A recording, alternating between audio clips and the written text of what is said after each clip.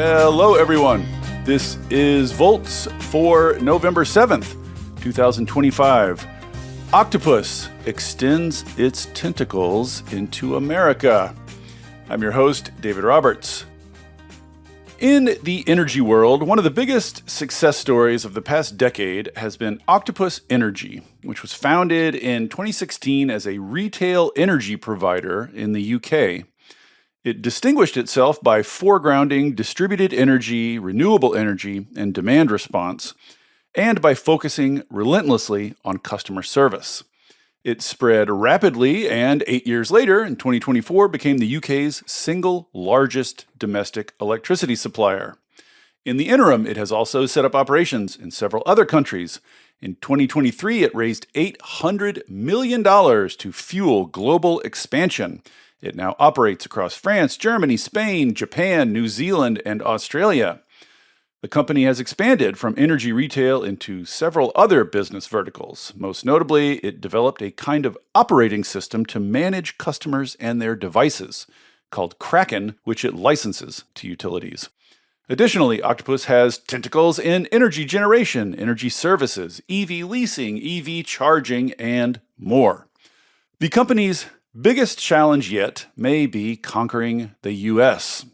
It has had a toehold in U.S. retail markets for several years now, but as Volts listeners likely know, there aren't very many competitive retail energy markets in the U.S. A large portion of the electricity system is dominated by vertically integrated utilities, so Octopus is learning how to work with them.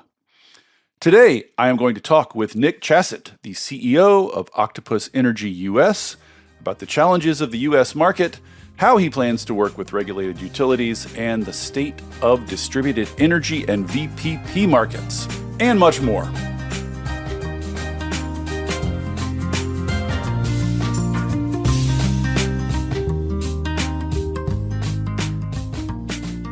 With no further ado, Nick Chaset, welcome to Volts. Thank you so much for coming. So great to be here, Dave. This is awesome.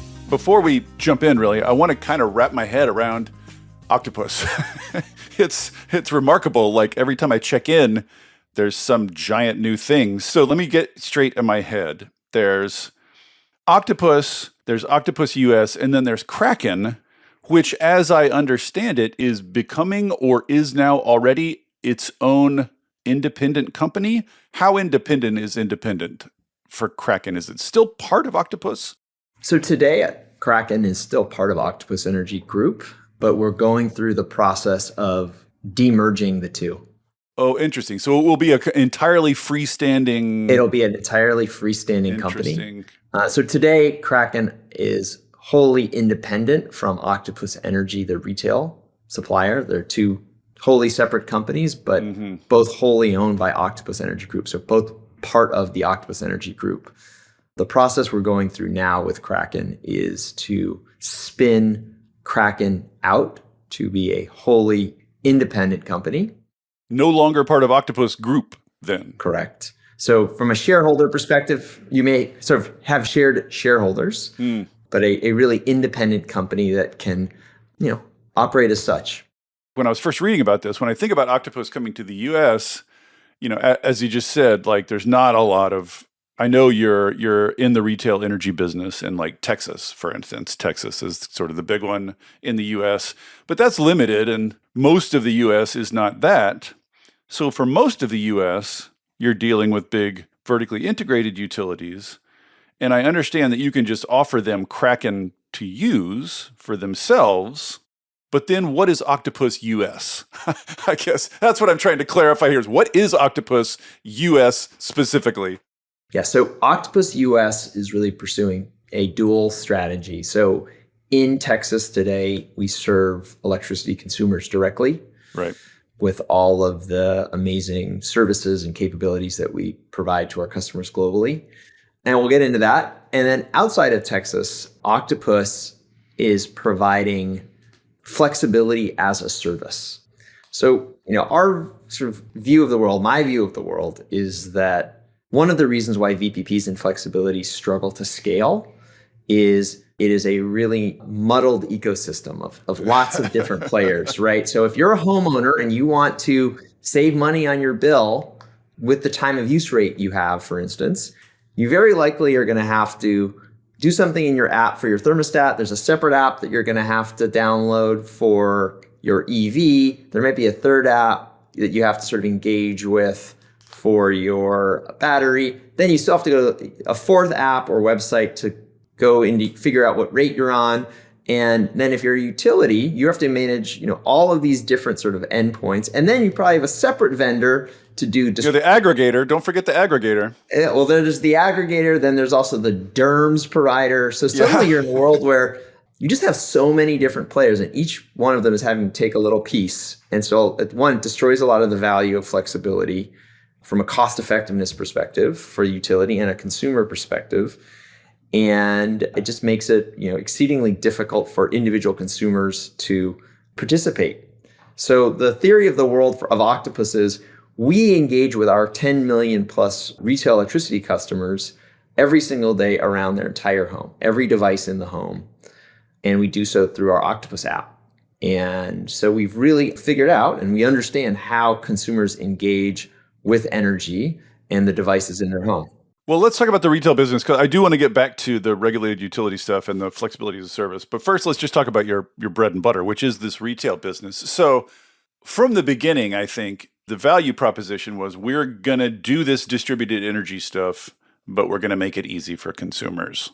So what is if I'm in Texas and I sign up for Octopus, what does that mean? What do you do for me? What devices are you wrangling? What is who am I interfacing with? Who am I dealing with? All that kind of stuff.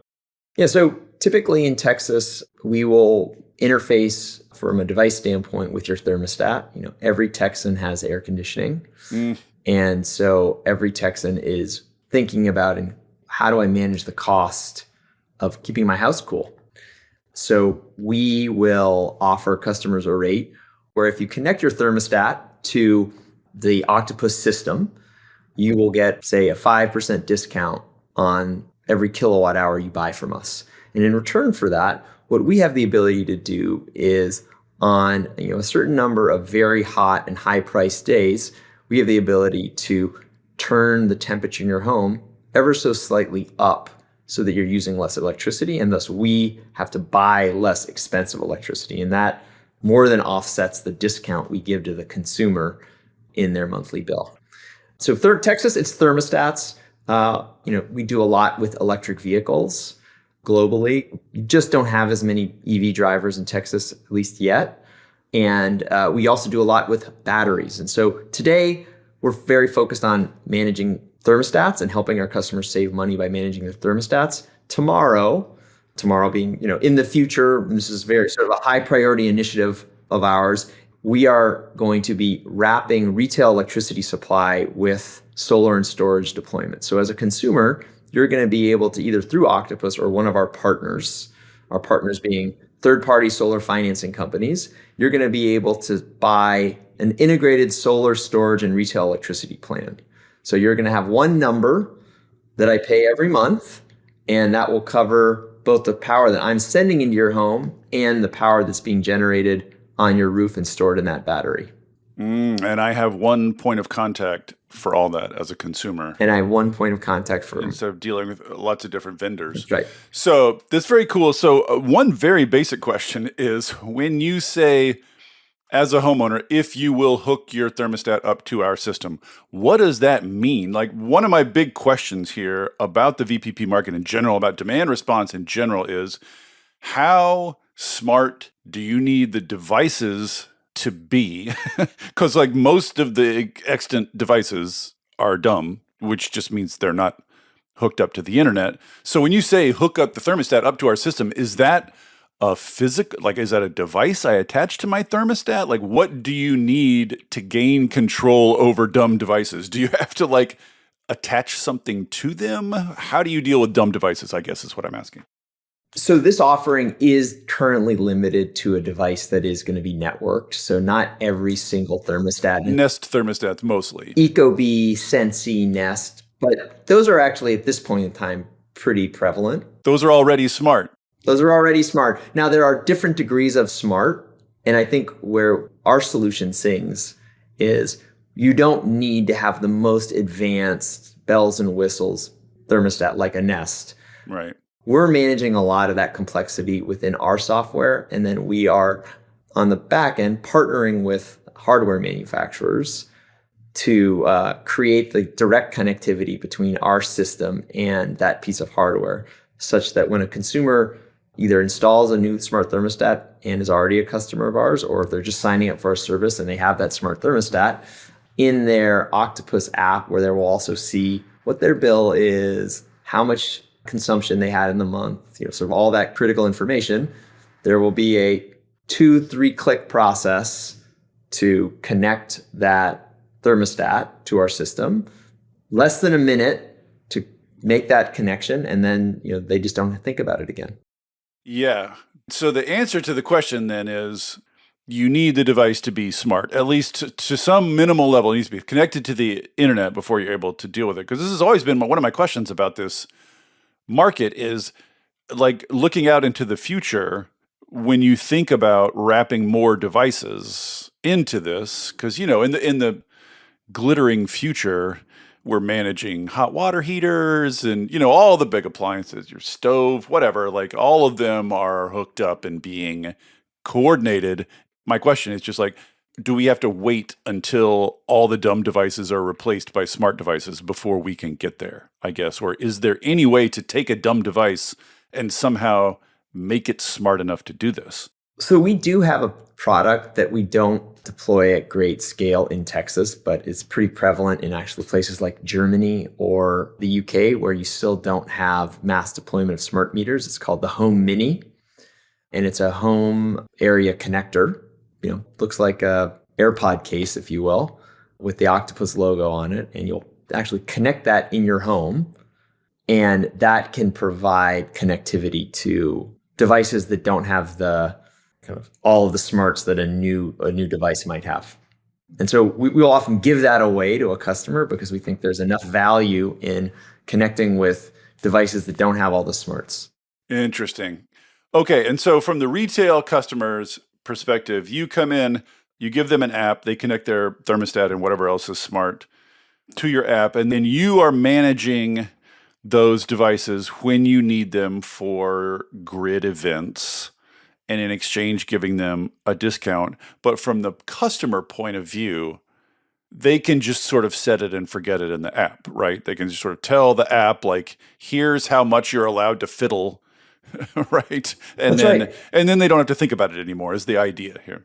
That's right. And if for some reason they need to boost charge their EV, as an example, there's always the ability to go into the app and override, of course, yeah, the management. And you get some number of free overrides a month.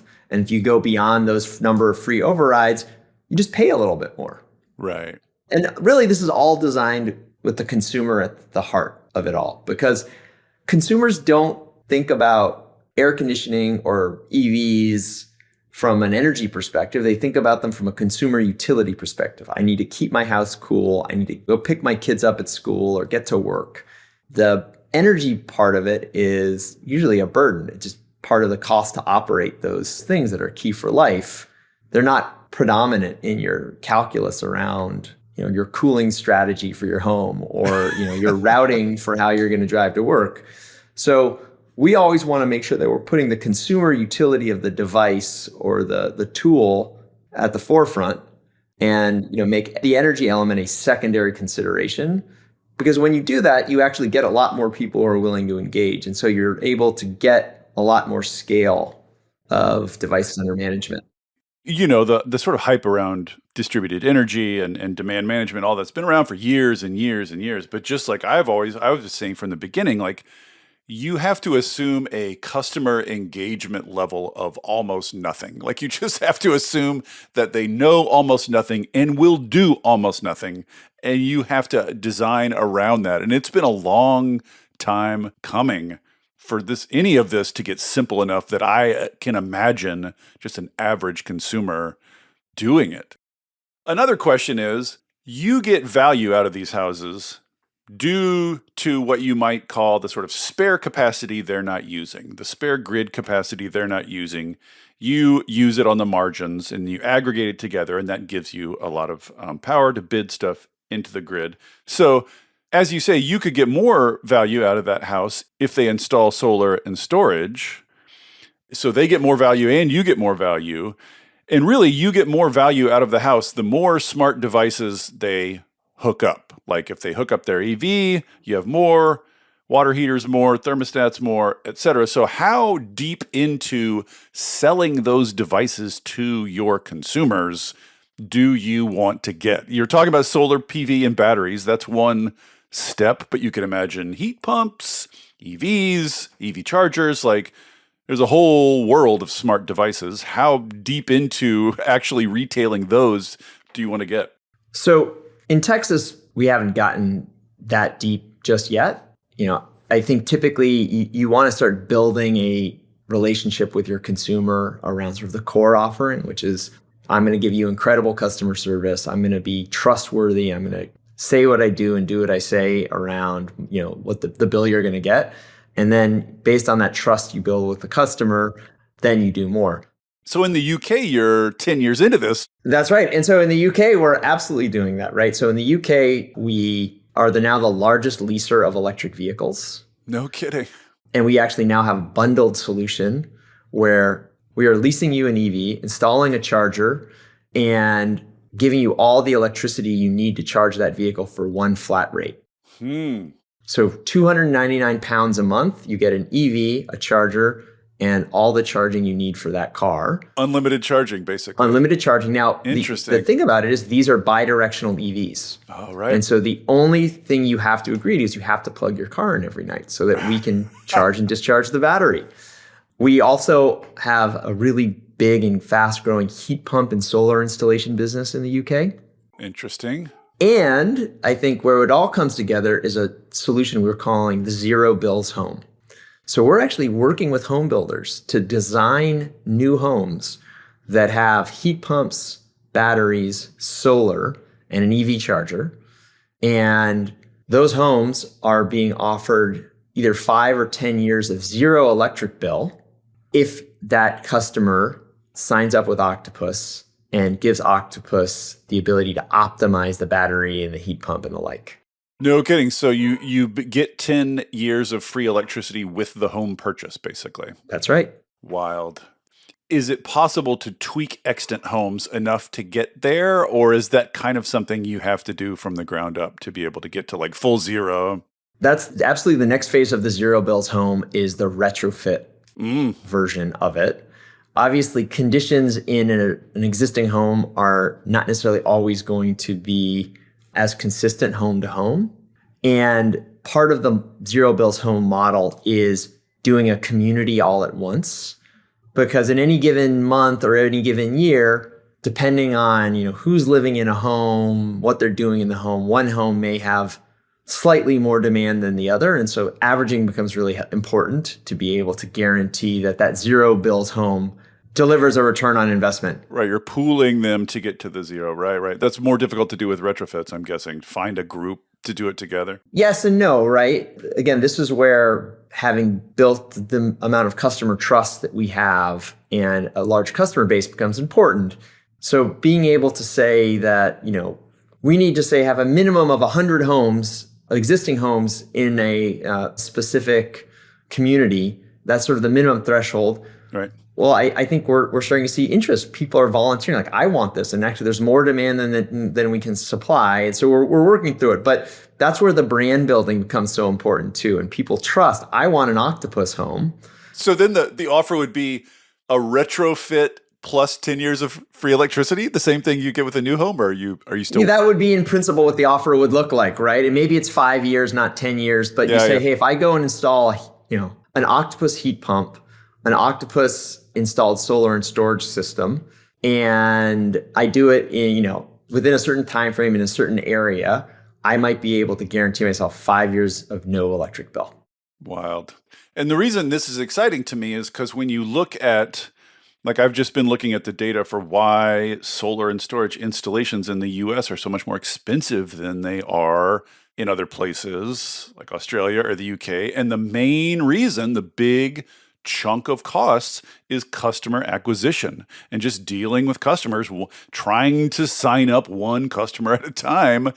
is maddening and ridiculous and slow. And so this, combining this with a utility gives you that captive pool of customers such that you can do batch jobs, basically. Like you can do a bunch at once and hopefully bring down the cost of all those installations. So this is all for your retail customers, which for now in the US, I guess, is just Texas. So when you go to, I don't know, Georgia, you got Georgia Power, a classic old school vertically integrated utility.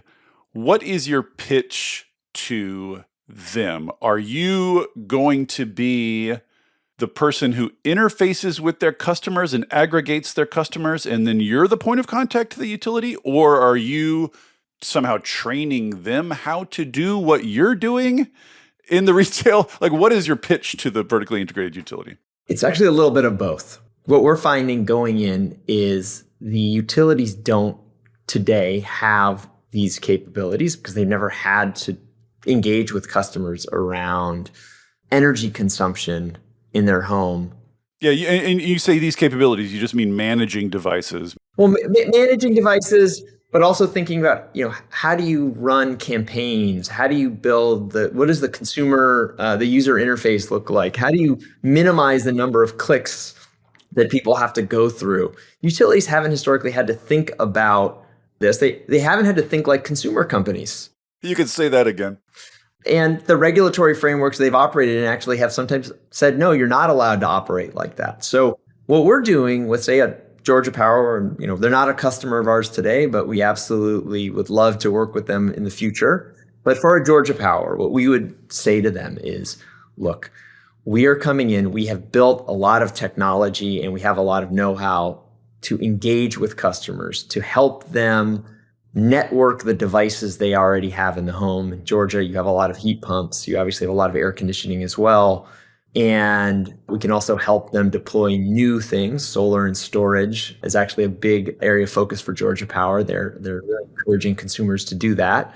So let us be the one-stop shop to engage with consumers around all of these opportunities, both to connect what they have, adopt and deploy new things, and then give the utility visibility into all these things that have been connected, while also at the same time working closely with the utility to help them think about how they can start doing some of this stuff themselves. Over time, the only way flexibility is going to scale in a vertically integrated utility market is if the utility is actually thinking about this as a core strategy as opposed to a customer program that sits in the edge.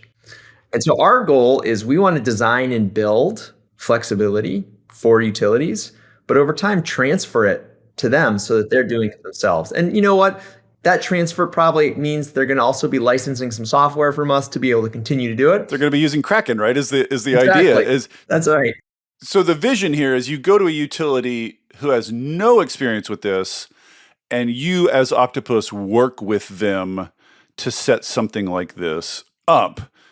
And then once they sort of get their sea legs and understand what they're doing, you just sort of leave them with Kraken and move on.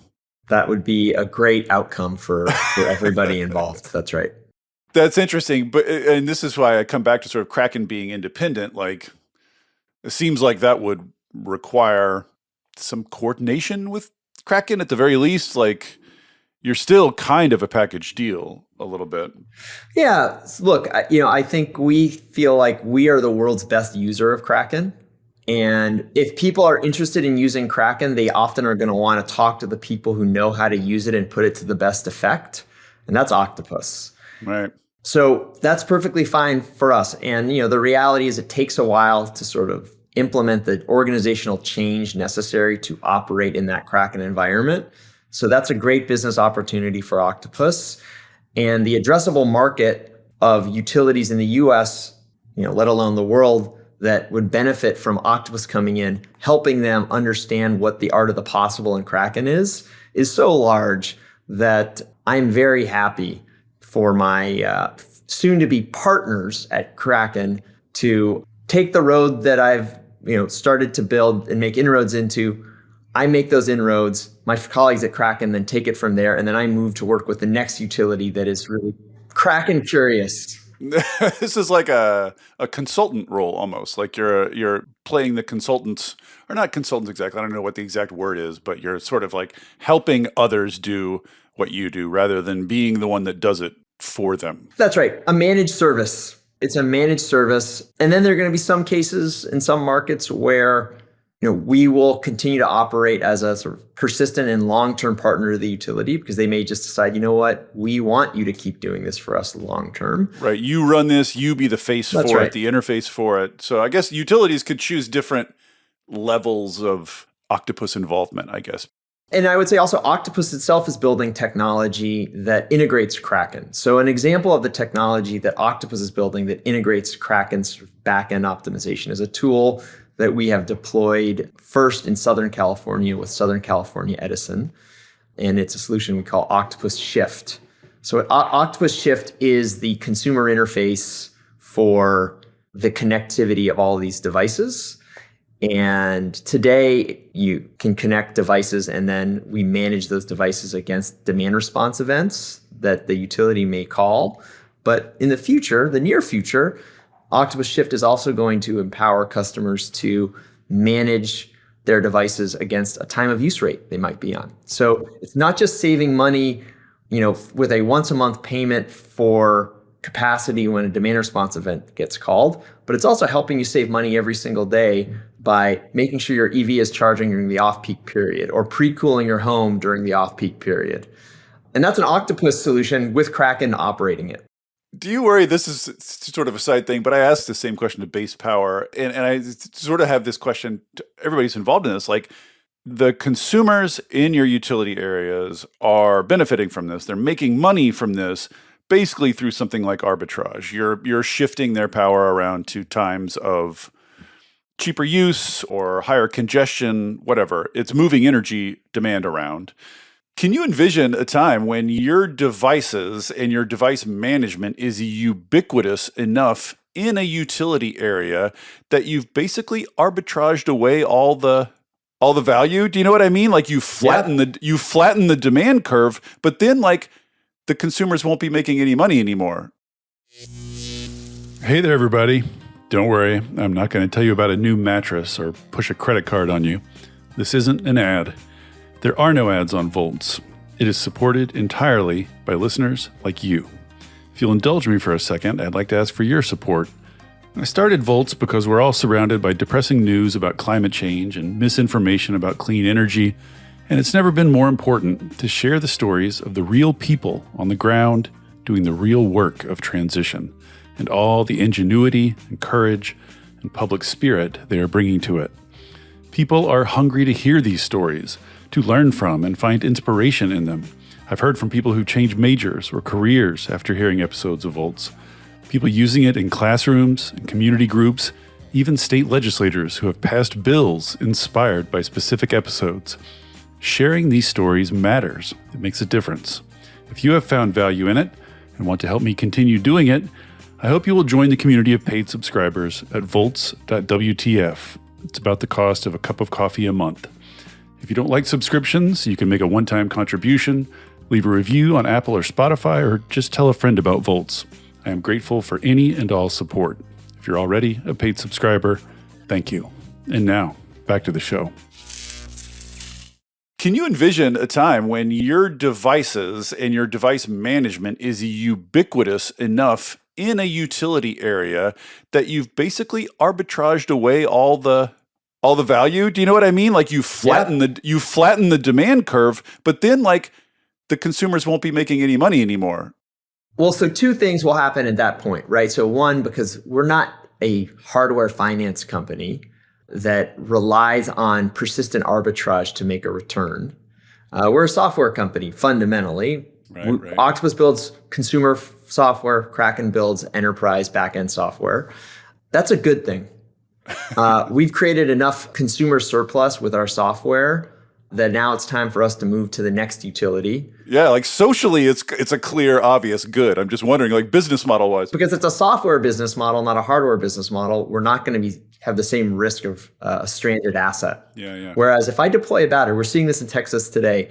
Gigawatts of storage were built in 2022 and 2023 on the back of extreme price volatility, summer and winter driven. And do you know what happens when you hit that marginal unit of new capacity? Volatility disappears. And so Yeah. 24 and 25 have been very low volatility, even though loads have been high and we're seeing a lot of load growth. And it's because we have all this storage. And so storage business models, particularly in front of the meter, but I think behind the meter business models are going to have some challenges in Texas because of that ubiquitous build out. Yeah, I've been wondering. When you're software driven, you just don't have that same exposure to sort of having deployed a bunch of capital on the basis of a view on volatility. And oh, by the way, as people's bills go down, that's just going to create more opportunity for them to further electrify their homes because it becomes more cost effective to do so. Yeah. Like, I don't think this is going to be a problem at scale for a long time, and it would be a great problem to have eventually. But I'm just sort of curious, like these business models, these arbitrage-based business models. So we don't view ourselves as an arbitrage-based business model. Success in an arbitrage-based business model is going to be predicated on being the first mover. That's almost always the case when there's an arbitrage opportunity is the first mover wins, and then everybody who tries to fast follow ends up struggling because the market gets efficient and the arbitrage opportunity disappears. Yeah, again, a great problem to have.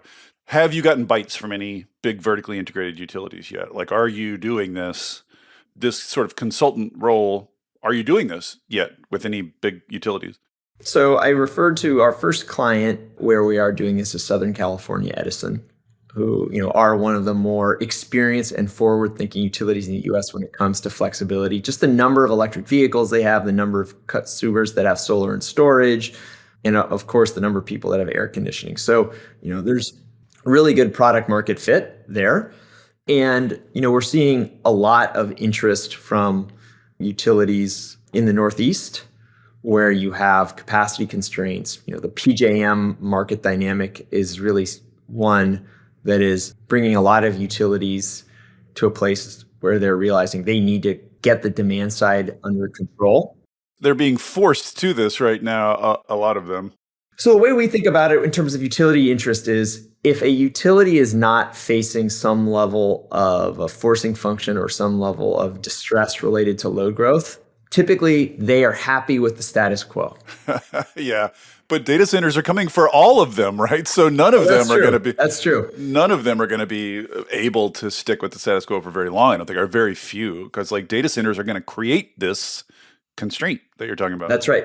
But when you're willing to do something different, and you're like, I need a different operating model for how I engage with flexibility, then you call Octopus, because we're one of the few companies that's done it at scale all over the world. Yeah, and I can imagine looking at this, if you are not accustomed to it and if you've never done it, as just like what a wall of fog, what a confusing thing to try to get into, especially if traditional utility just has doesn't have any of those muscles exercised. What about munis are like community choice aggregators or, these other sort of marginal utilities on the edge? Have you been in any talks with them, or are their incentives any different than? I actually think their incentives are even more clearly aligned with the flexibility imperative than an investor-owned rate-regulated utility. And that's because a muni or a CCA, the savings that demand response, demand flexibility deliver accrue directly to the bottom line and directly to the consumer. Yeah. Whereas in a rate-regulated utility, they may be able to deliver some cost savings, but then it's going through the whole rate-making process, and it can be a bit muted or diluted because of the complexity of that whole process. So we love the CCAs, we love the munis, and we're talking to them all the time. I mean, I come from a CCA background. I was the CEO of a CCA for 7 years. So, very actively chatting with a number of them about how we could partner and bring these solutions forward. Is part of your pitch, because another big story in the energy world right now is just rising electricity costs everywhere. I'm looking at the hyperscalers and the big tech companies, and right now they seem weirdly obsessed with big firm power. They all want nuclear plants and gas plants, but A, those take forever to get, and B, like, if we're gonna satisfy the demand for data centers and the electrification of the entire economy with giant power plants, we're just gonna drive power prices up and up and up and up, and we're gonna have a social crisis, and utilities are gonna have utilities social license is gonna go away. They've got to do this somehow cheaper than buying big power plants. So I wonder, like, is part of your pitch that this sort of package of stuff can start to restrain consumer costs? Like, can you promise to bring ratepayer costs down? So that's absolutely what we're working towards and looking to demonstrate. I do think one of the challenges you have when focusing on residential flexibility and talking to the hyperscalers, is they're talking about 500 megawatts or a gigawatt at a time, even though it might take 10 years to build it. Their mindset is that scale. Whereas, we're going home by home by home. So I might say I can deliver hundreds of megawatts, but it's going to take a while. And it's going to be a little bit more incremental, and it's going to be programmatic. And, I think they've been going for the low-hanging fruit of those big projects. And I think that low-hanging fruit is almost gone. Yeah. Right? You just can't build a new gas plant. There are just only so many nuclear power plants that can be recommissioned. And so what we are starting to find, this is moving so fast too. But we are starting to see big tech companies come to us and say, we have a real problem with the social compact of power affordability in some of the places we want to build. And even though residential flexibility in the beginning may not move the needle for us from a speed to power perspective, to the degree that empowering customers to save money by changing when and how they use power in sort of modest ways that don't impact their experience day to day, if that can help us convince regulators that we should be able to build a project here, we need to do it. And so I think that's something that we're starting to see happen. But you would think if any companies in the world would appreciate the way that small scale distributed stuff can add up, to something substantial, you'd think it'd be the internet guys, right? I mean, that is the internet. The internet is distributed small scale information exchange adding up to something huge. You know what I mean? Like, this is the power of distributed energy. You'd think these guys of all guys would get it. I think people are just moving so quickly. The folks that are buying power for data centers aren't necessarily the people who are thinking about the architecture of the internet, though, either, right? Yes. Well, perhaps if I pound my desk about it a little bit more, though. A lot of people have been facing the same sort of set of problems, and there's been this idea sort of floated around. I did a pod on it a couple of weeks ago. I've heard different versions of it, of trying to get the hyperscalers who want to build the things on these grids to pay for some of that residential flexibility, to sort of set it up. Like, they have bags of money and they're in a hurry. So why not get some of their money to scale this stuff up? I mean, I guess in Texas, like, as the utility and the manager of the distributed goods and being on a grid where data centers want to come, have you dipped your toe in that or thought about that, or is that on your radar? It's absolutely on our radar. There's a company, Voltus, that has been doing a lot of thinking around this, bring your own capacity, and really focusing on doing it in ways that align with existing market structures. Mm-hmm. And so have a tremendous amount of admiration for Dana and her team doing that. So very much thinking about that. I will say one of the challenges that I observe there, though, is the regulatory model has not really caught up with where all the opportunities exist. And so if you're a data center and you're saying, I would love to allocate $20 million to deploy batteries or heat pumps that are flexible, but I need to be able to monetize that flexibility. I need to be able to benefit from that flexibility. And so that's where the regulatory construct or the market constructs become significant. And, again, the logistical challenges of doing $20 million of home by home retrofits of batteries are not insignificant. So all things equal, if they can go and buy a big gas plant or a nuclear plant in one fell swoop, that's probably where they've oriented. I think as that dries up, which is happening, there's just going to be a forced march, if you will, to ever smaller volumes and customer types of flexibility. And we're here to do it. Like when they come to you and say, we need a gigawatt, so we don't care about this little stuff. What can you tell them? Like how much scale can you offer them? Can you say to them, no, we can do a gigawatt. Just give us time. Give us a few years. We can get to a gigawatt. Like what sort of scale can you promise? We've built a 3.5 gigawatt virtual power plant in the UK over the last 2 years. That covers that's the whole country pooled. That's the whole country pool. That's just electric vehicles though. Oh, wow. No kidding. Yeah, so it's 350,000 electric vehicles driven by Octopus Energy customers that they have networked. It's more than 50% of the eligible vehicles amongst our customer base, right? So if you think there are 700,000 Octopus Energy customers that drive an EV, half of them have signed up for a dynamic virtual power plant like arrangement with us. So it's very possible to scale actually very quickly. But it does become hard to do so if you don't have a pre-existing relationship with the customer, right? So this is where the retail dynamic becomes important.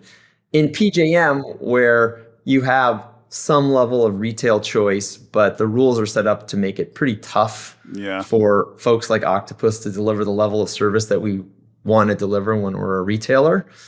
We just struggle to be able to go in as efficiently as we do in places where we are the retail acquire customers. And that's where you want the partnership with the utility because they have that relationship. And so there is a little bit of a chicken or an egg around how do you effectively get to that customer.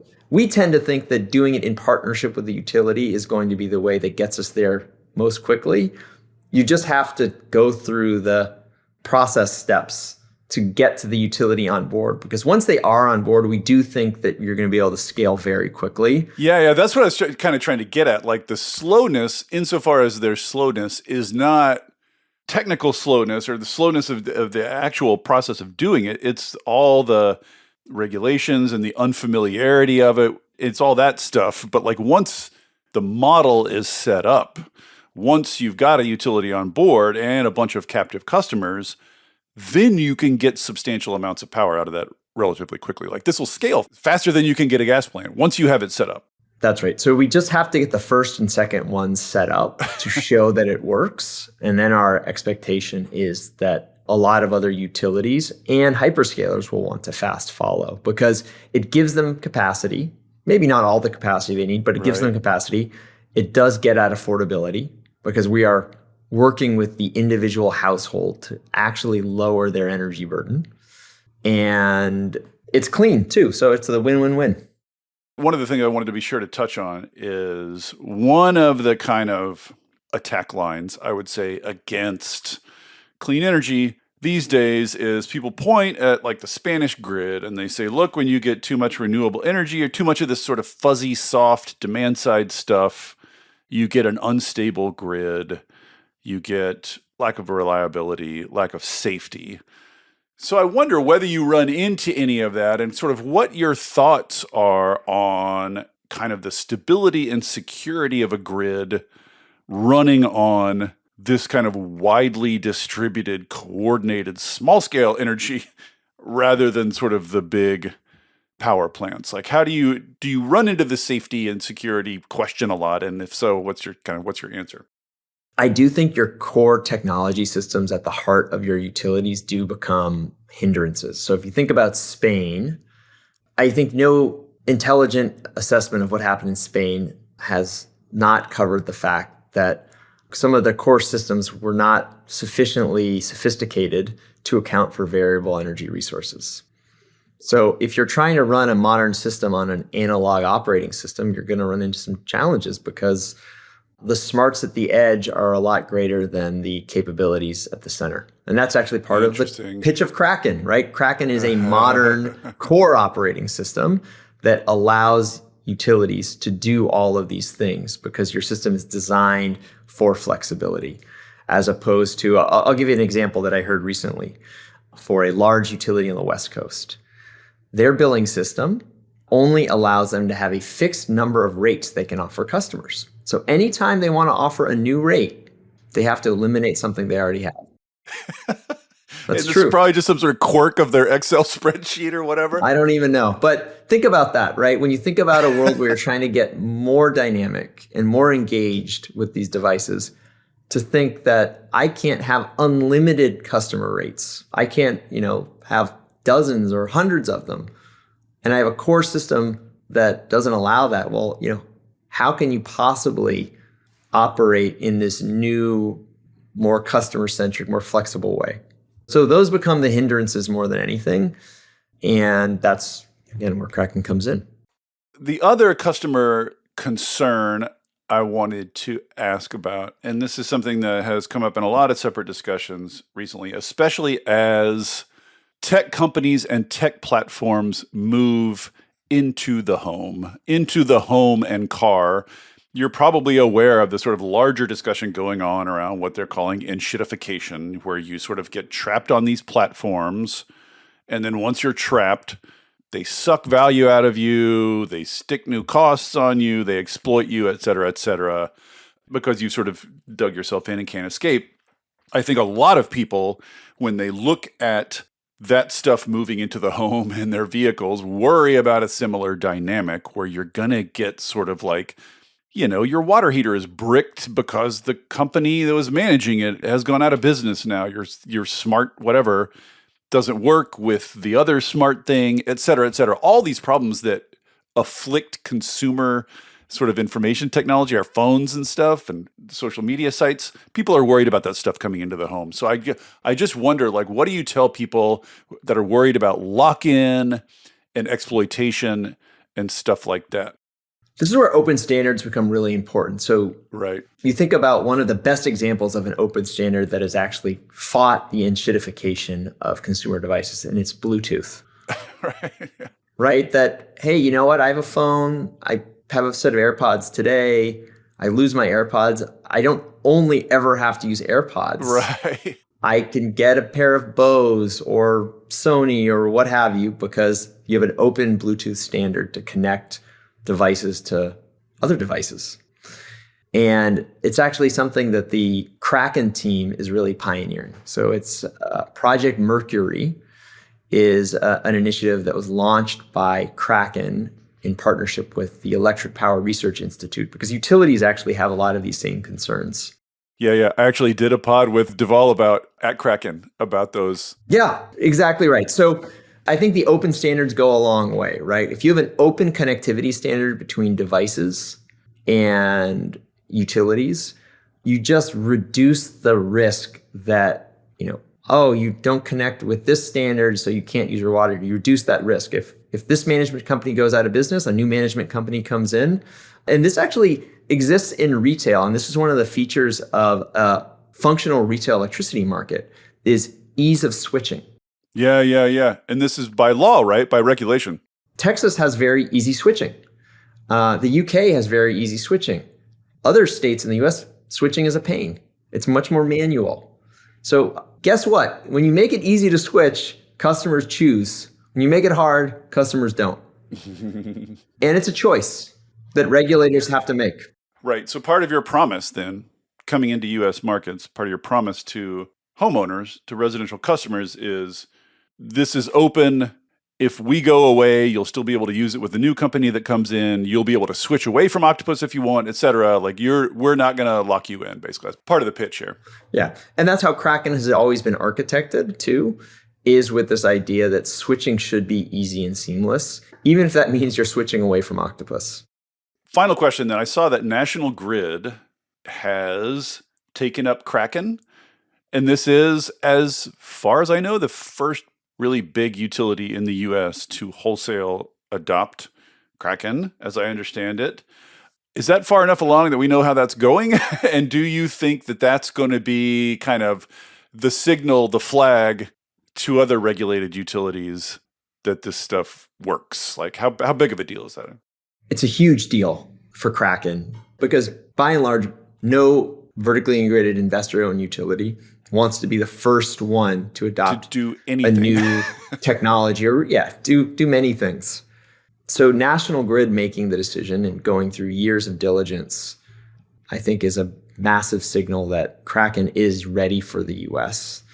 It's still early on in the process. I believe the contract was finalized in May or June of 2025. As you can imagine, these are long implementation processes. So I can't speak to where the implementation is exactly, but I think so far so good. I was at a National Grid event recently, and they were very happy with where we had gone so far. And it's also definitely driving a lot of interest among other utilities in Kraken. But this is also where the separation of Octopus and Kraken, I do think, becomes important. And it's because Octopus, for all that we can do and are trying to do for utilities in the US, there still is a little bit of reticence at times to work with Octopus, because there's a question of like, well, are you going to be a retail competitor that's going to come and try to compete with me for the customer? My answer would be, we don't really think about it like that. And outside of Texas, we really want to be a partner to the utility. But, look, I think some utilities might still think, well, Nick's a trustworthy guy, but I don't fully believe that he's not thinking about operating in my market. Well, I mean, they have regulated monopolies, most of these. Yeah, that's right. How big of a worry is it? Yeah, fair enough. And that's generally what I'd say as well. But Kraken being a fully independent company really gives, I think, a lot of utilities confidence that like, I am working with Kraken. Kraken is its own thing. So Kraken has no incentives to compete. It has none of those incentives. Yeah, that's right. And I might want to work with Octopus because I'm excited about Kraken and I want to talk to the people who are the world's best users of Kraken, as I mentioned earlier. But I don't have to. So that I think is definitely helped give a little bit more comfort to certain utilities that working with Kraken doesn't actually support someone who might compete with you in the future. Right.